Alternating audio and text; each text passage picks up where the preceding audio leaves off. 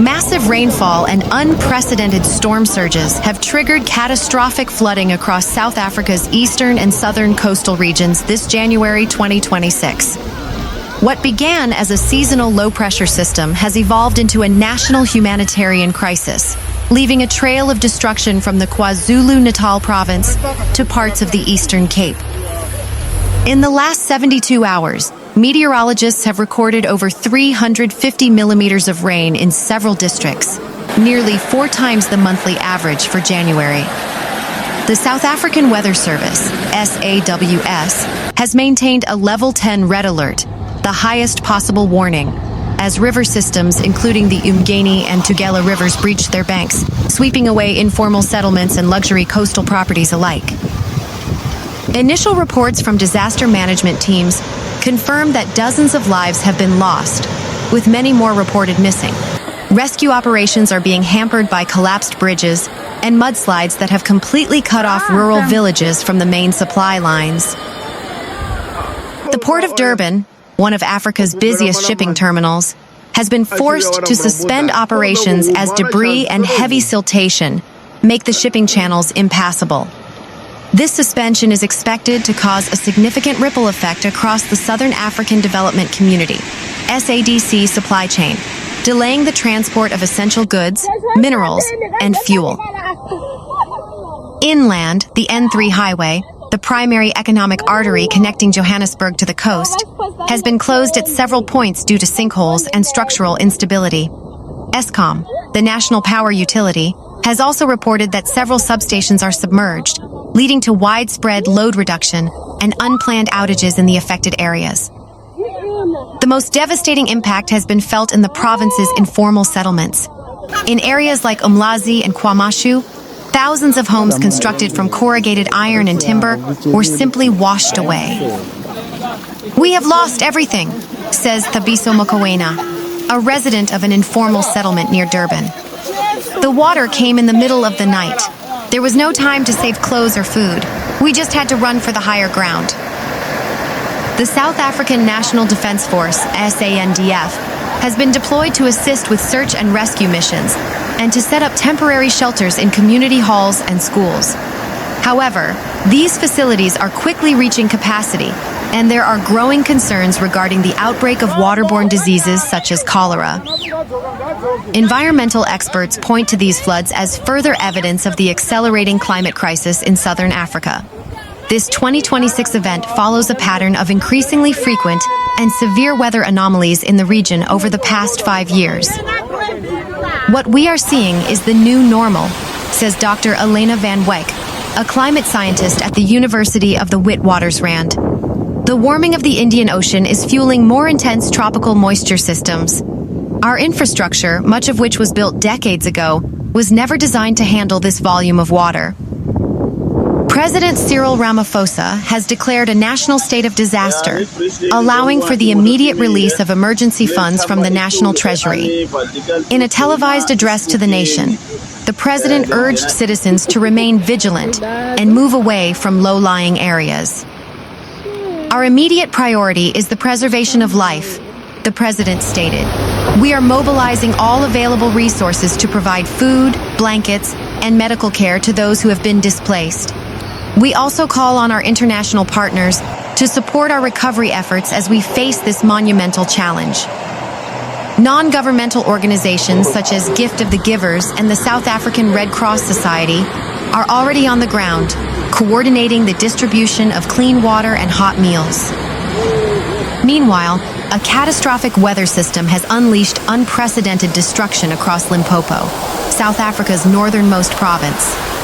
Following a week of relentless torrential rain fueled by a stalled tropical depression from the Mozambique Channel, entire communities have been submerged, agricultural sectors decimated, and critical infrastructure reduced to ruins.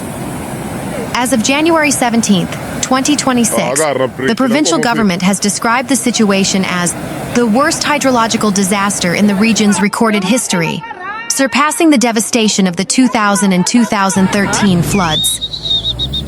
The deluge has caused major river systems, including the Limpopo, Olifants, and Letaba rivers, to burst their banks simultaneously. water levels in the Limpopo River, which serves as the international border with Zimbabwe, have reached record peaks, causing massive backflow into its tributaries. In the low-lying Mopani and Vembe districts, the sheer volume of water has transformed dry bushveld into vast inland seas. The South African Weather Service, SAWS, reported that some areas received over 450 millimeters of rain in just 48 hours, a figure that represents more than 80% of the annual average rainfall for the region. Limpopo is often referred to as the breadbasket of South Africa, producing the majority of the country's tomatoes, citrus, and avocados. The floods have dealt a lethal blow to this sector. Thousands of hectares of citrus trees in the Letaba Valley are submerged. Farmers report that the standing water is rotting root systems, which could lead to long-term crop failure for years to come. In rural villages, subsistence farmers have watched helplessly as hundreds of cattle and goats were swept away by flash floods. The destruction of the R524 and other key freight routes means that surviving produce cannot reach the ports, threatening international export contracts and spiked food prices across South Africa. The iconic bridges connecting Musina to the Bait Bridge border post have sustained structural damage, paralyzing trade between South Africa and the rest of the continent. Numerous secondary roads have been completely eaten by erosion, leaving deep chasms where asphalt once laid. Most water treatment plants in Polokwane and Sanin have been decommissioned after being flooded with silt and debris. This has left over 2 million people without access to clean tap water, raising the immediate threat of waterborne diseases. Eskom has confirmed that hundreds of pylons have collapsed in the saturated soil, leaving the northern districts in total darkness.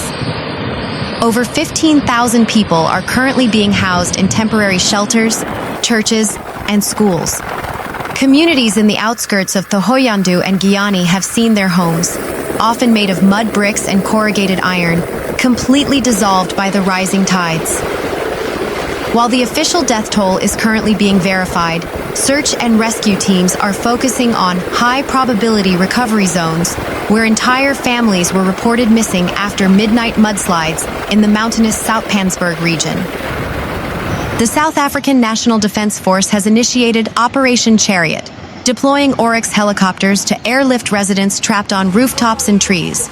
However, heavy mist and ongoing rain continue to ground many flights, forcing rescue teams to use rubber ducks and specialized aquatic vehicles. The Limpopo provincial government has redirected its entire 2026 emergency budget toward flood relief. Premier Fofi Ramathuba has made an urgent plea for national intervention. We are no longer in a state of emergency. We are in a state of survival. We need food, medicine, and engineering support immediately. Non-profit organizations like Gift of the Givers have arrived in the Vembe district, setting up field hospitals to treat trauma and early signs of cholera and malaria, which are expected to surge as the water becomes stagnant. Environmentalists argue that the 2026 Limpopo floods are a direct consequence of shifting climate patterns. The increased frequency of cut-off lows and tropical cyclones penetrating further inland is a challenge the province's current infrastructure was not designed to withstand. Rebuilding Limpopo will require billions of rands. Beyond the physical structures, the psychological trauma of the rural population, who have lost both their homes and their livelihoods, livestock and crops, will take a generation to heal.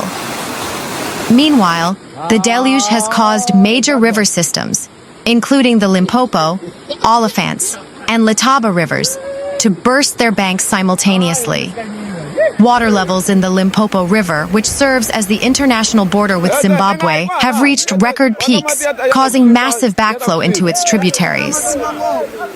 In the low-lying Mopani and Vembe districts, the sheer volume of water has transformed dry bushveld into vast inland seas.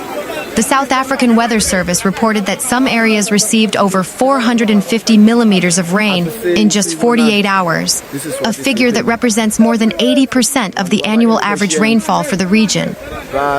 The iconic bridges connecting Musina to the Bait Bridge border post have sustained structural damage, paralyzing trade between South Africa and the rest of the continent.